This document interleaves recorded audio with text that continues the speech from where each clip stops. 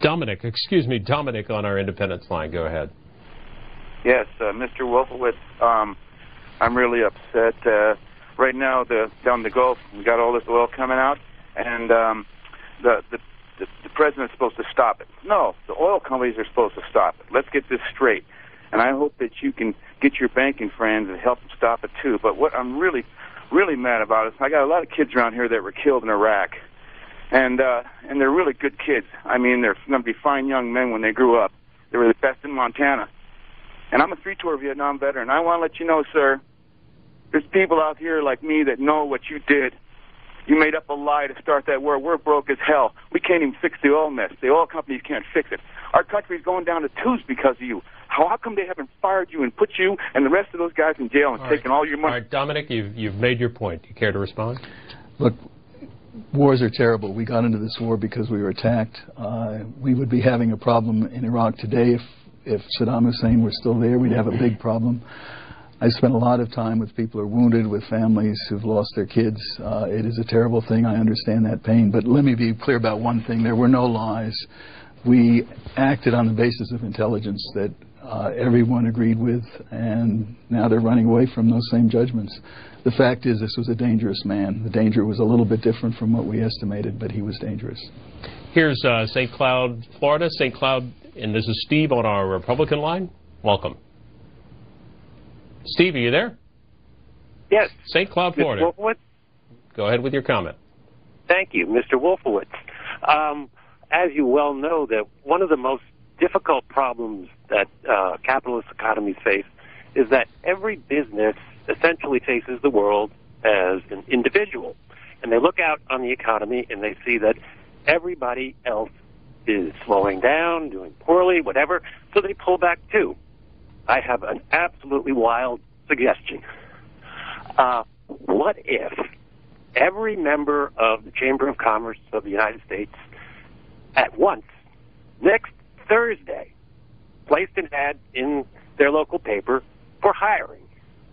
Hired as to the extent that they possibly could, if we could not almost immediately turn around this economy. I'm serious about this. All right, Steve. I wish they could. I think we need to think as a country about what conditions would make it easier for businesses to do that kind of hiring. And one thing that I think I really am concerned about is that small businesses are looking at higher and higher taxes and expenses that they pay on payrolls, and we should be looking at how to reduce that. I think most economists would say that one of the most effective ways to create jobs is to reduce payroll taxes. The story here from The Guardian last week about the interest in Europe, particularly promoted by British Prime Minister Gordon Brown, about a fat tax, a financial tax on transactions, which is also being discussed as the Senate debates the Senate Financial Regulations Bill. Gordon Brown claims credit for the International Monetary Fund to impose tough levy on biggest banks and profits and pay. Would you like to see, do you think that's an effective way and should be included in the Senate language for raising money to have as a fund for bailing out future failures? Well, I think that idea probably is the particular one he's talking about that came from the IMF has already met some very strong objections, for example, from Canada, where the banks didn't fail, and they say, we're doing fine. Our system works. You should look at our system rather than creating a new set of taxes. I guess what would worry me about that proposal is it takes you down the road of let's create big funds so that we can bail out banks when they do fail. Mm-hmm. And I think what we need to work on is how can we make it safe for banks to fail. There's a terrific economist named Alan Meltzer who says capitalism without failure doesn't work. Actually, he put it a little more. He said capitalism without failure is like religion without sin. It doesn't work. We can't have ourselves in this situation where these institutions grow huge, the bonuses are huge, the profits are huge, and then suddenly they start to fail. And instead of being able to say, look, that's your problem, you created it, you live with it, we have to step in and bail them out because they're so big and important. And there are a number of different proposals. There's one actually in the Wall Street Journal today by John Taylor, who's a former Undersecretary of the Treasury, which I think is also supported by George Shultz, our former Secretary of State and Secretary of the Treasury, that would make it simpler legally to work a big institution through a failure as opposed to a bailout. And that's where I think we ought to be going. Creating another big fund so that we can pay for institutions that are too big when they do fail is not the right answer. Wall Street Journal this morning also reporting on the issue of European debt. This time, the UK. Debt concerns reach UK as election nears. Markets show confidence now, but rating agencies warn that the poll's winner will need a tough program to cut the deficit. The election is Thursday. Here is Tricia on our Democrats line in New York. Hi. Good morning. Morning. I'm just, I just have a statement, and I'm sure Mr. Wolfiwitz knows what I'm going to be talking about, and then I do have a question about the U.S. economy.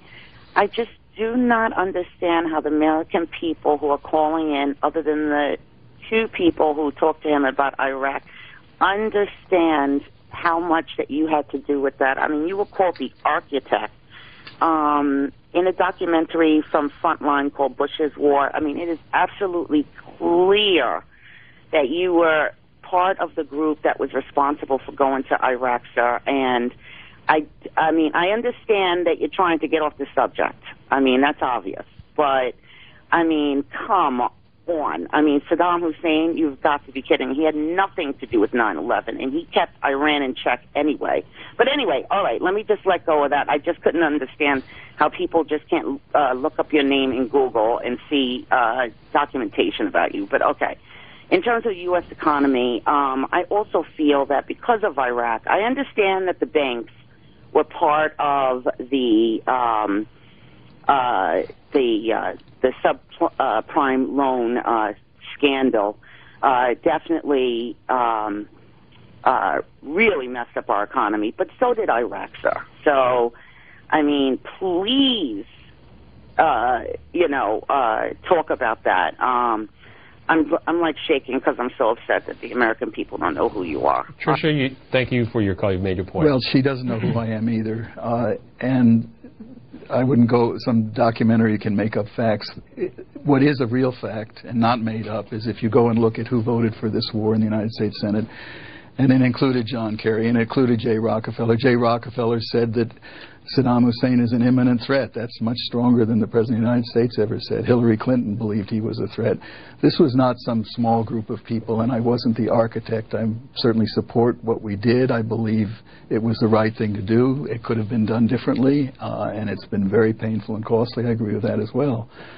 But by the way, I mean, the cost was budgeted and paid for, and it didn't send this shockwave through the financial system that the collapse of all these subprime loans did. One of the problems with the subprime loans was not just the losses themselves, but the fact that it shook the whole banking system to its core, and that's what required these big bailouts. You discussed, excuse me, earlier you mentioned that some predictions on the economy, projections on the economy in relation to the CBO don't pan out the way they're originally laid out. What about predictions on how the U.S. how Iraq will turn out for the U.S.? Do you think there's equal chance of fault in some of those projections as well?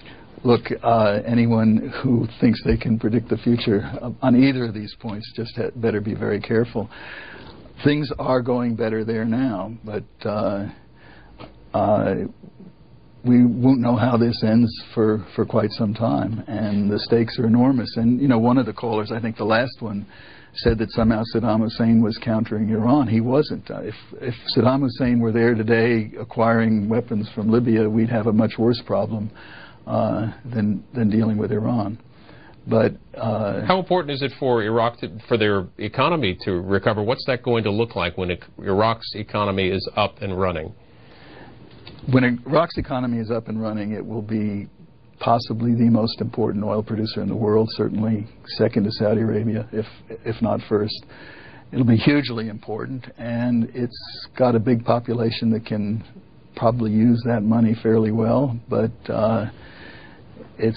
oil money can always be a challenge. It can be abused and misused. So far, I would say, I think the Iraqi economy is improving, but it has a long way to go. A couple more calls here. Doug in Montgomery, Alabama. Last call. Go ahead. Thank you.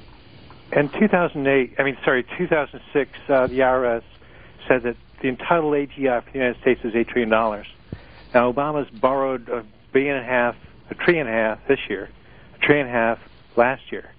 And Medicare is $2 trillion a year. How are we going to pay for all this?